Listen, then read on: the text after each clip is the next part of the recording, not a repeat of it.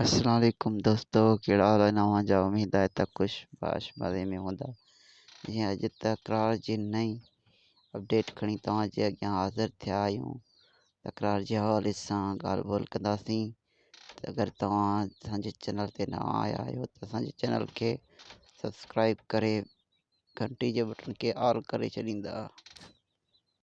जेका पहिरीं मूं वीडियो रखी हुई त मीर खे मारनि था, बावल ख़ान मारे थो मीर खे ऐं राणी खे।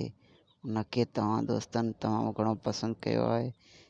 तव्हां सिंधी भाइरनि जा थोरा कुर्ब लख तव्हां सिंधी जो सपोर्ट कयो था।